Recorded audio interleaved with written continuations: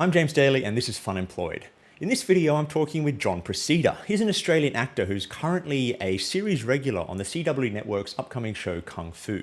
Now I found this a really interesting conversation because most of the stories we've had on Funemployed so far have been more in the tech and business and kind of visual design worlds. And it was so interesting hearing how that's different working as an actor and what the acting world is like. John shares some really interesting stories, talking about his journey to where he is today and what it's like day to day working as a full-time actor. So let's get straight to the interview. Hope you enjoy it. Okay, hello, my name is John Prasida. I am from Sydney, Australia, and I'm currently in Vancouver, Canada, shooting a show called Kung Fu. It'll be on the CW network. Yes, I'm an actor.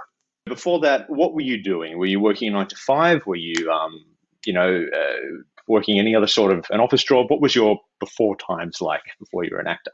Oh boy. Okay, so before this gig, oh man, there's so many jobs. And all of the jobs, I guess, were to support like acting. Um, that was always the main goal, is to be an actor and to, I don't know, a lot of people are like, oh, what's your plan B? It's like, bro, there is no plan B.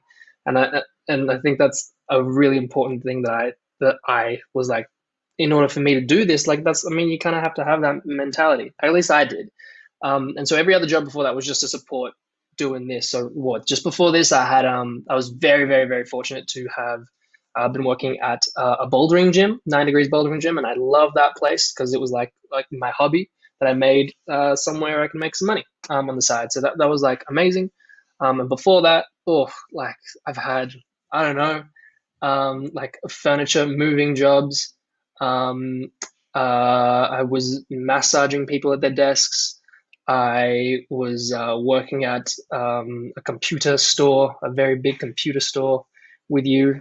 Um, what else, dude? There's been so many. I was a delivery driver.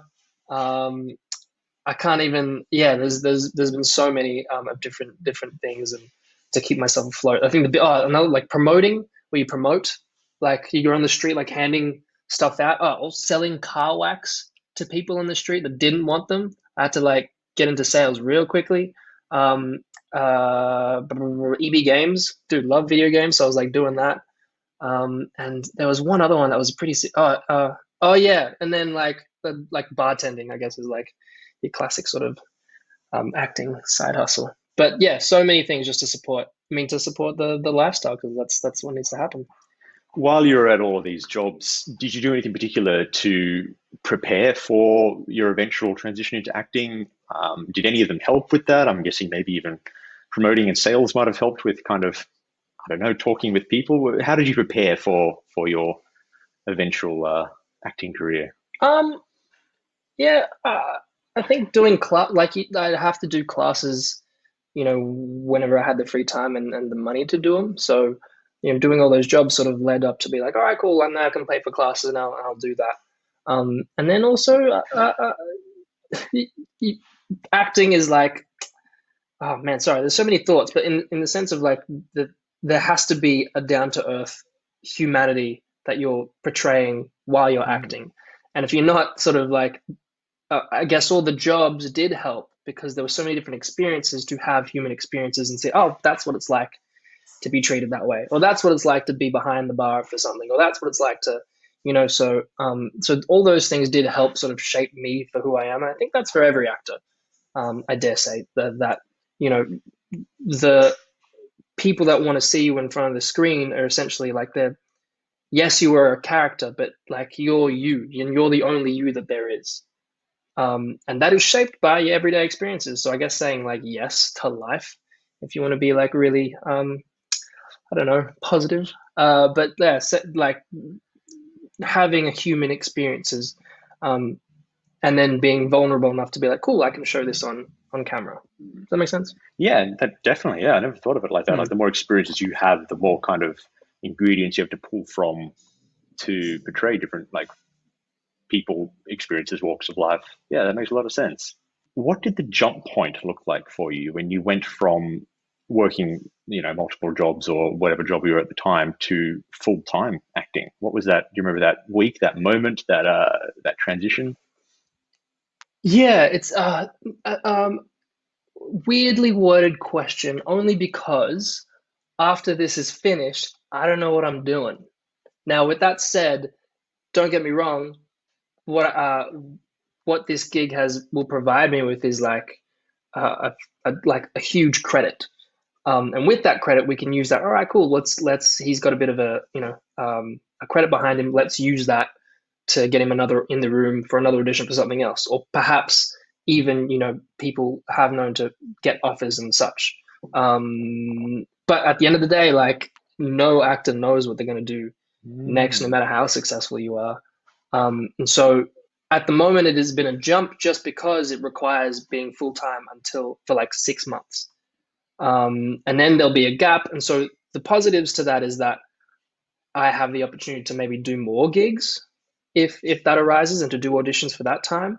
The negative is that nothing's guaranteed in the industry. Like you just don't know. On top of that, like you don't know with life when COVID hit and everyone's like, oh, so especially the industry where you're like, well, dude, that's entertainment gone. So we've been very fortunate to be working under as safe as we can conditions. But yeah, yes, but and prior to that, while I was doing those different jobs, I was getting like acting gigs. I would go to like I don't know on set for like a guest role or something. But the particular role that I have is called a series regular, which is, I guess, something that I've been working my entire life to like get to, and is ideal because you get to sink your teeth into like a character, and you are recurring. You keep showing up, and you're one of the main dudes until you get killed off, I guess, or something happens to you. Or I don't know, but yeah, you're like one of the main dudes. So that's all very exciting. But I guess if you're talking about the jump into that was yeah, it was huge. They but it happened really quickly, super quickly.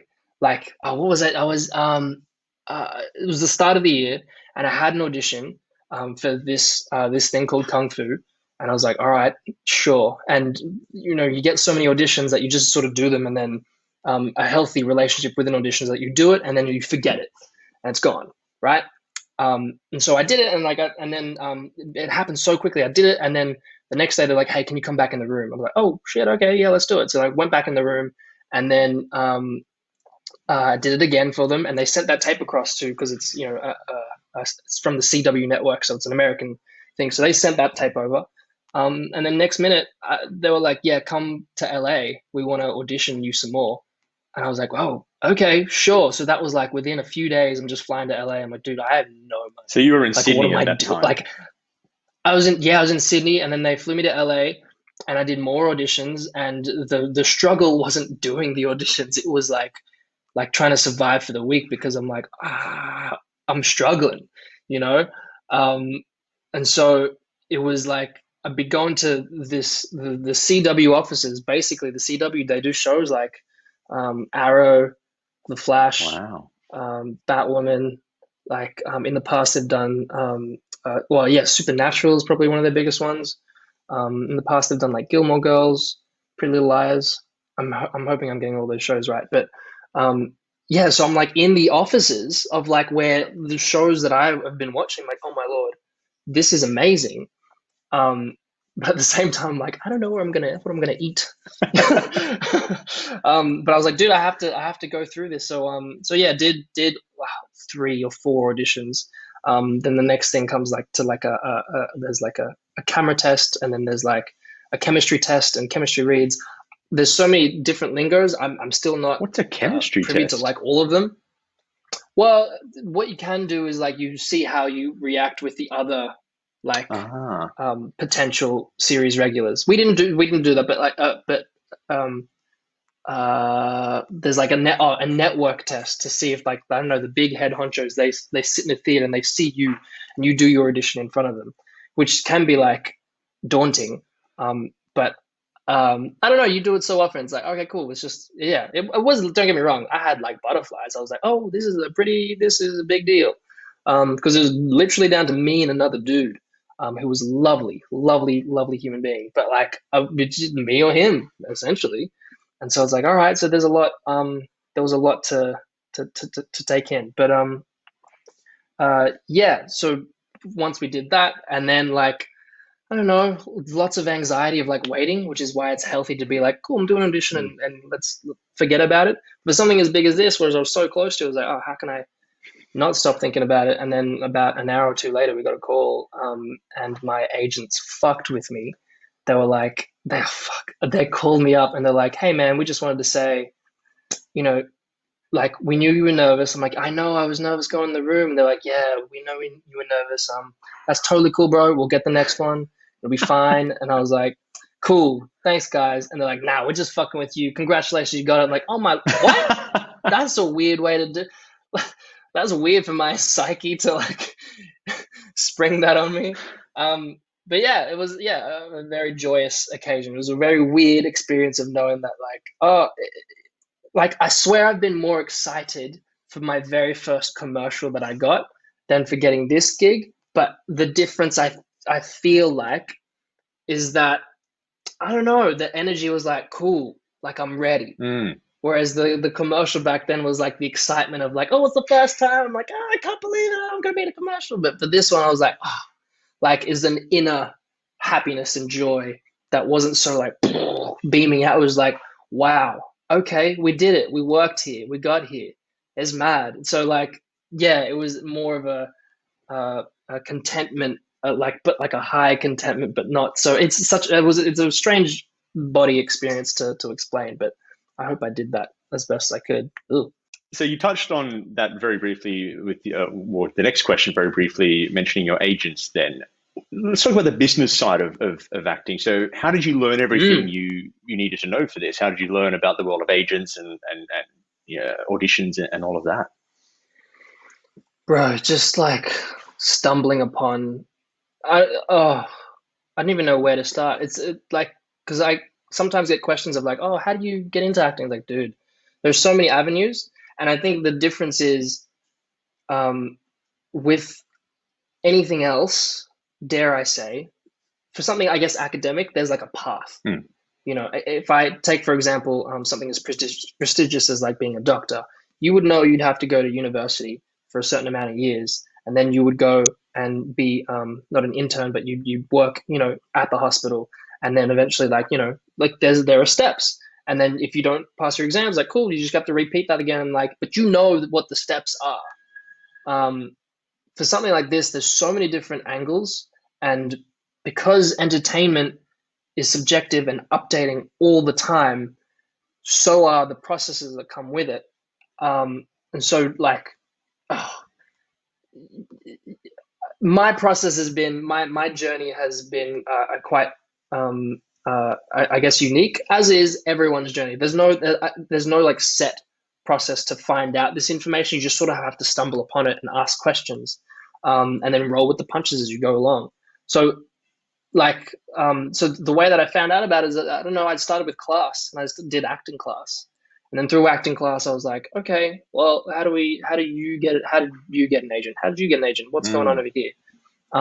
And so the path that I went down is that at the time, I had a friend who was getting all these mad auditions. She was getting auditions for the Hunger Games and like Percy Jackson, and I'm like, okay, I, I'm not getting them. And how do I get them? Because I had an agent that I found just after high school, and I didn't. And again, there's no gauge of like, are they legit? Mm. Do they do good stuff? Um, and so I wasn't receiving the yield that I wanted. But then again, I didn't know what that standard looked like.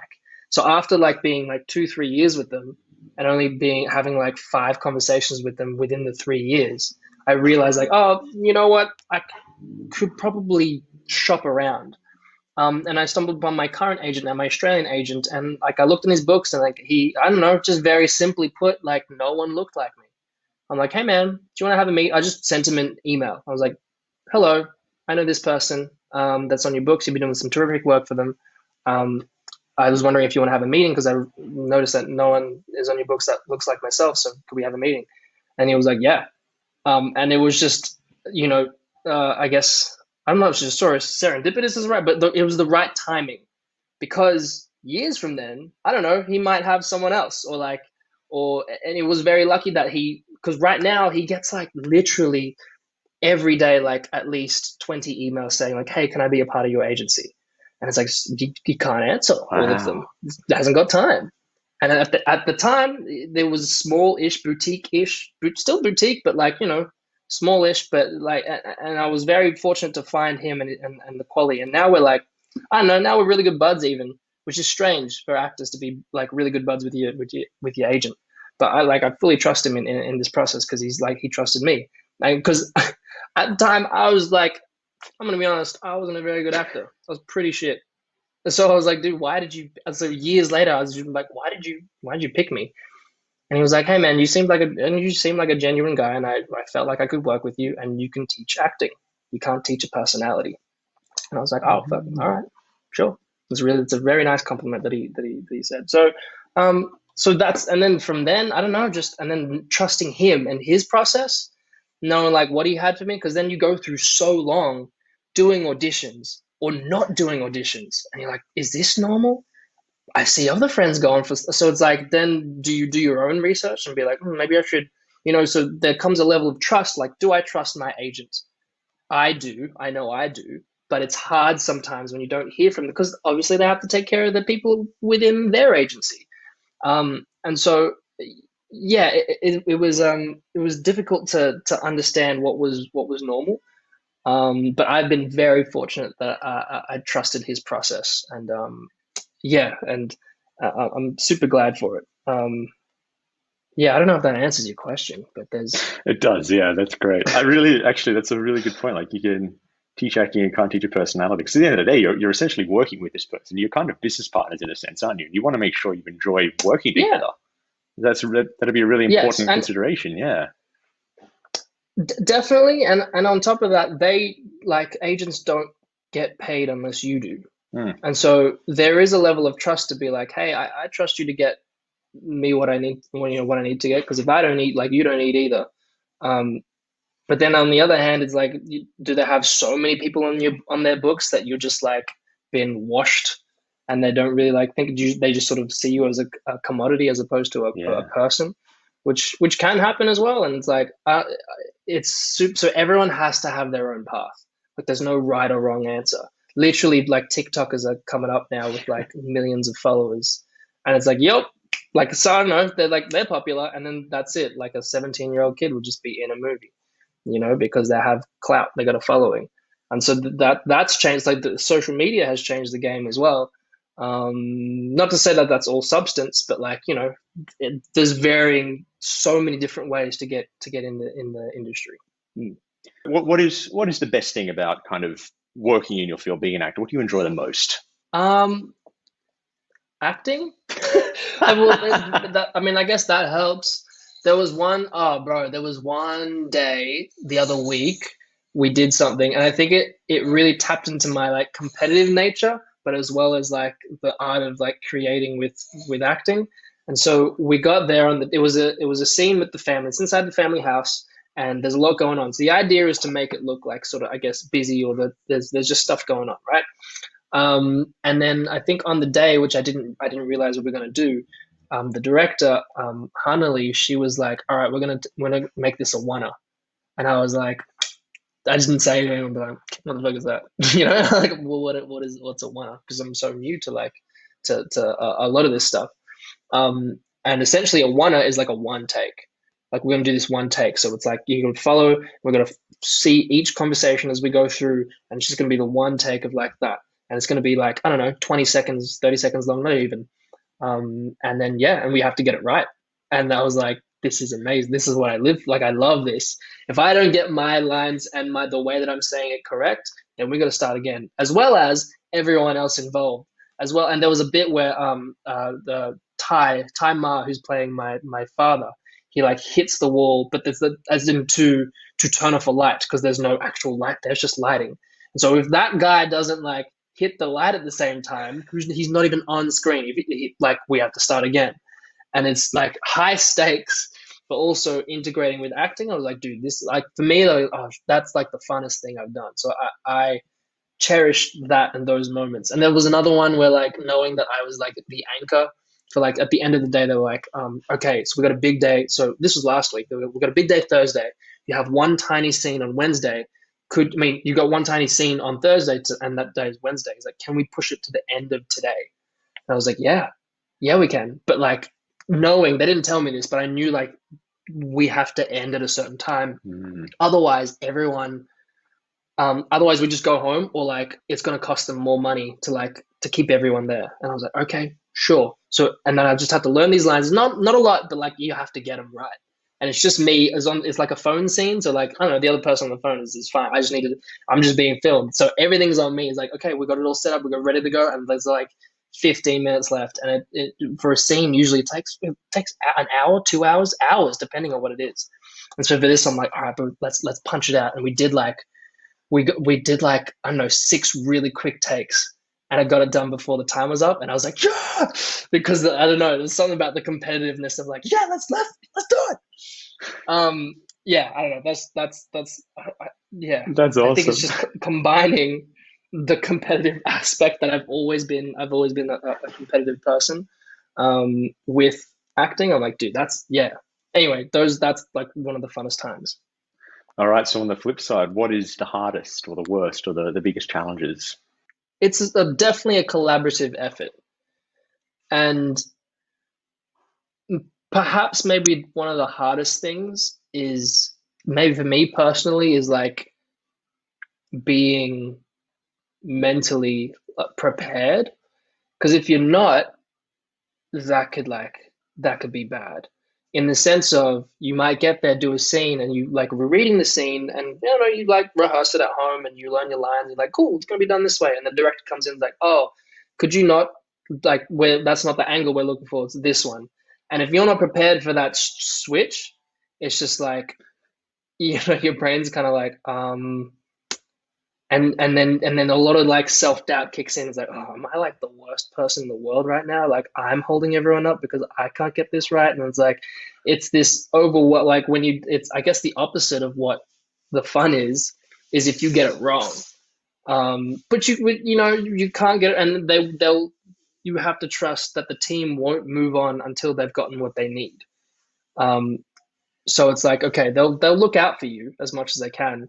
I guess that's one thing. But I guess another, like something else, but it is out of your control that you just sort of have to deal with, is relationships with other like cast members, which thank the everything, everyone in cast and crew have been phenomenal, and we get along like a house on fire. It's amazing. But I do know that if there's one diva or there's one person that's not like, I don't know what it is. If they're just not with it, then it can make it super awkward, because you're meant to be having really human and vulnerable experiences with people on camera.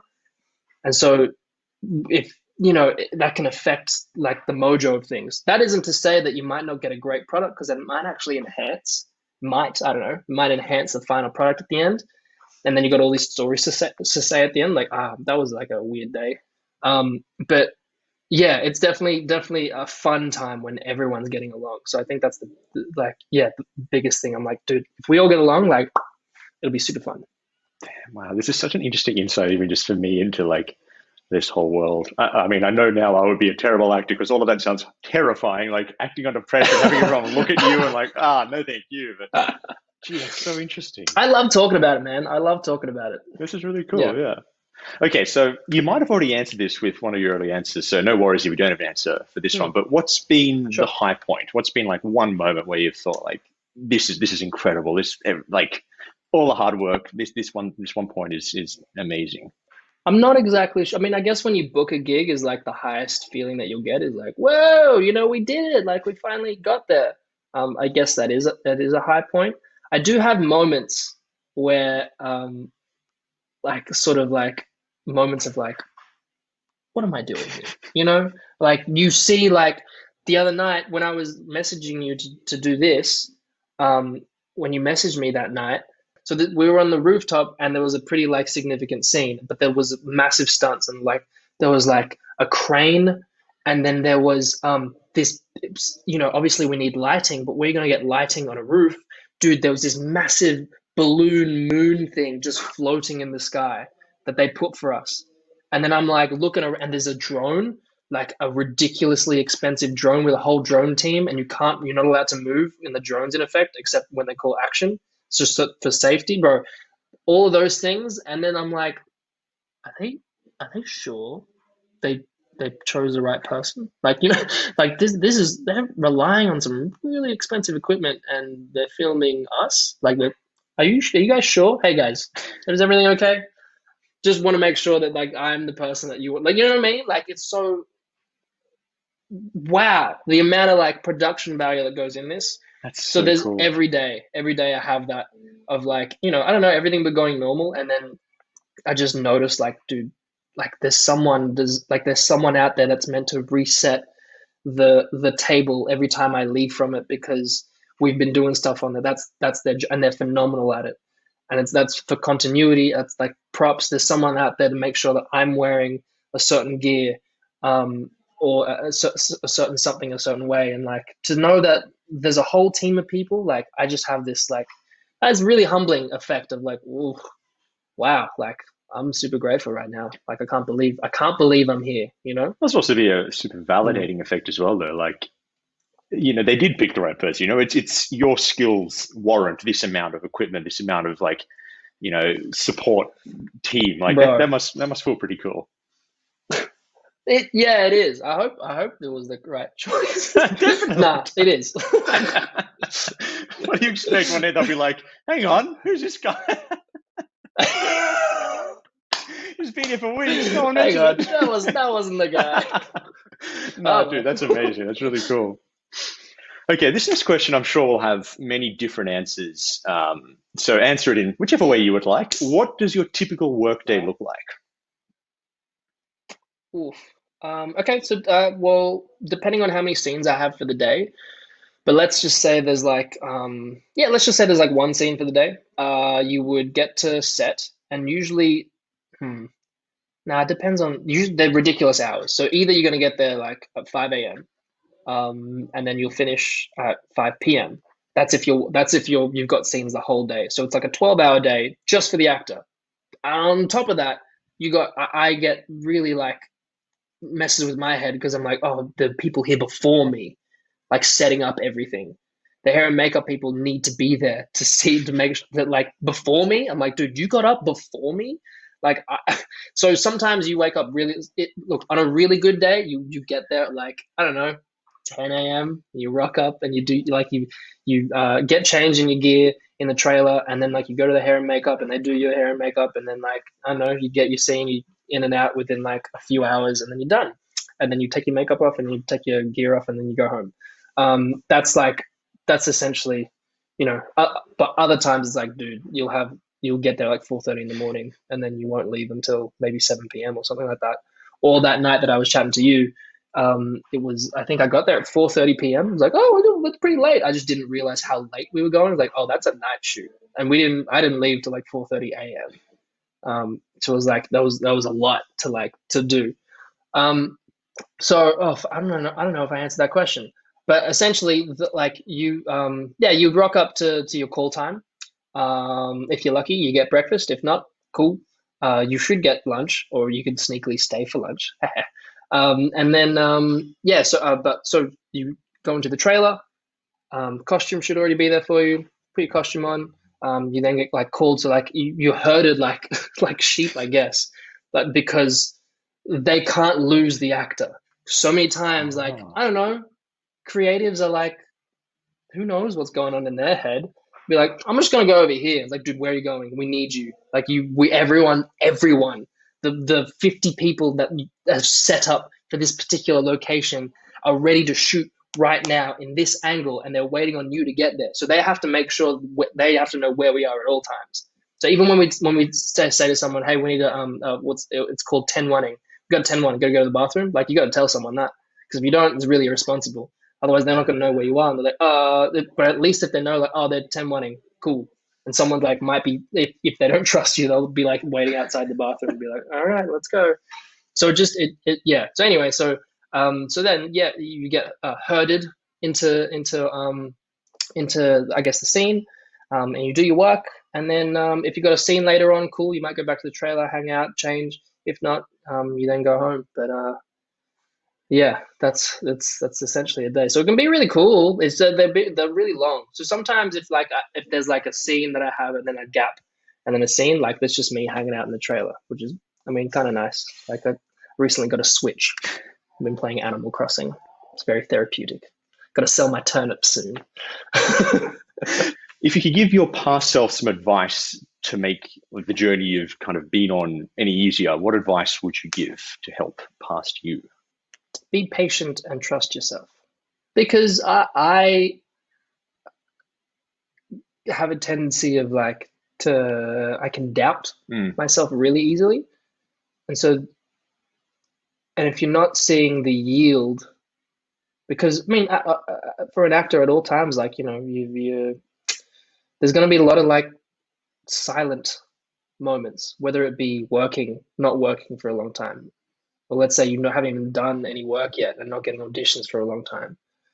There's going to be moments of that, and it's like, all right, cool. Am I doing everything that I can without pushing it? Because you can be annoying, you know, where you want to do as much as you can, but then you like sort of, I don't know, piss off the wrong person because you've sort of been too annoying. So there's a balance of like, okay, I got to trust that I'm doing enough. I got to trust that my output is good. And I guess this is with any sort of content creating or anything creative, is the love of the process. Like if you enjoy the process, like that's it, you're doing it. Keep doing it. Patience is what it is. You just got to be patient because it's going to hit. And I think so often we compare ourselves to those who might be the same age in a similar in a position that we want to be in, and it's like an unhealthy thing to have because like their journey is completely different to ours. So first and foremost is, yeah, patience, because you know what you're doing is correct, and so long as you love what you're doing, that's it, that's the success. And then eventually things will hit. Things will hit if you really love it and you're self-aware, and you know, like, as in self-aware as in like, because you could be doing shitty shit, you know, and it's like being able to balance the critiquing of yourself without overly doing it where you don't put anything out there. Do you know? Yeah. So yeah, so patience, because keep doing what you're doing and eventually it'll come by. And trust yourself in the sense of trust what you're doing, have some belief in yourself. Nice. I read recently that, you know, every time someone says there's some sort of overnight success, it's never an overnight success. You know, it's the accumulation of the last Never. like 10 years of constant little bits of 100%. improvement until it finally spills over to this point. And then everyone only sees that point. They don't see the 5 years, 10 years of No, hard they don't work. see like yeah, that's it. They just see the volcano erupting. So you just got to keep going till you get to that point. Just trust that you're moving to that point. Yeah. Definitely. And that's for like, I fully wholeheartedly believe that for like anyone doing anything. It's like, dude, you just got to keep doing it. That's all it is. And if you really, really, really want, if that's what you really want, like you'll just keep doing it, and then you'll love what you do. And then, dude, it'll pop. Yeah. Nice. It took, when did I start this? 2008. Wow. 12 years. You know what I mean? But there's been other bits where it did pop, you know, in that time. But my first commercial was like a year after I decided to start. And then my first TV show that like as a guest role was like 6 years after I started, right? And then my first like regular sort of TV gig was like 8 years after. And then now is like, it's been 12 years to like my ultimate of knowing, like, I don't know. I never thought I'd do something like Hollywood. I don't know. I was small minded in the sense of like, oh, I'm happy to do little Australian gigs, which is cool if that's what you want to do. But then my agent helped me realize, like, dude, you can do like way more. We have access to this. It's possible.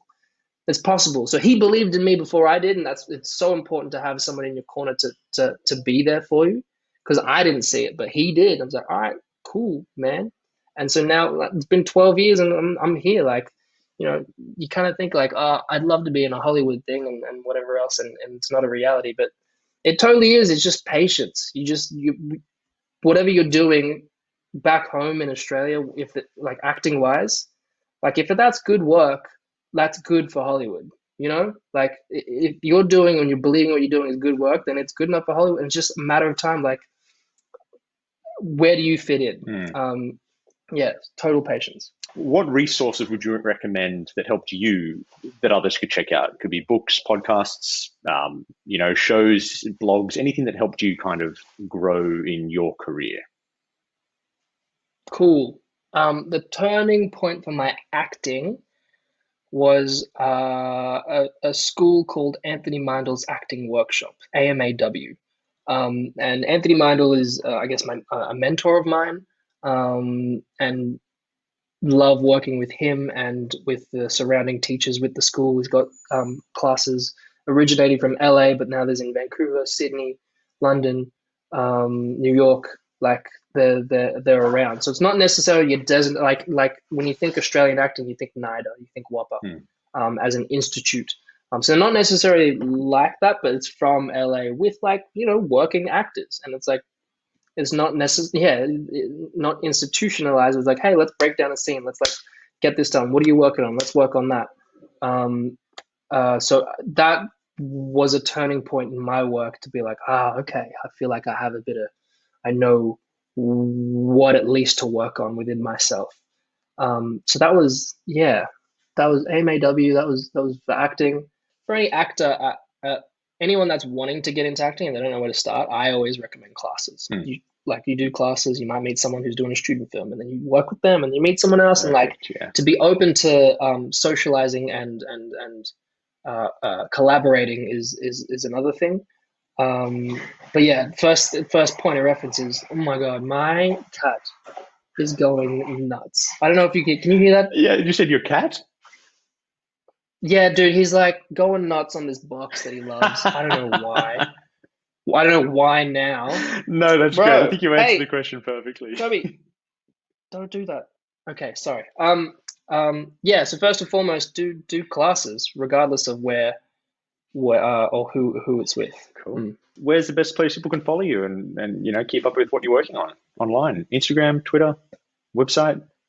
Oh, sick. Shout yourself out.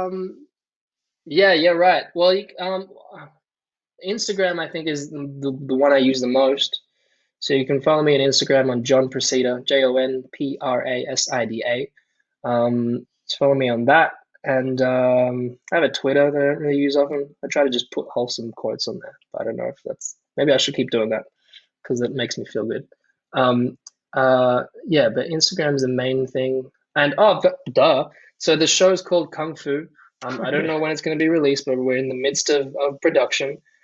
So you can follow, let me quickly look it up because you can't just look up Kung Fu and expect it to come up. Such a generic. Here we go.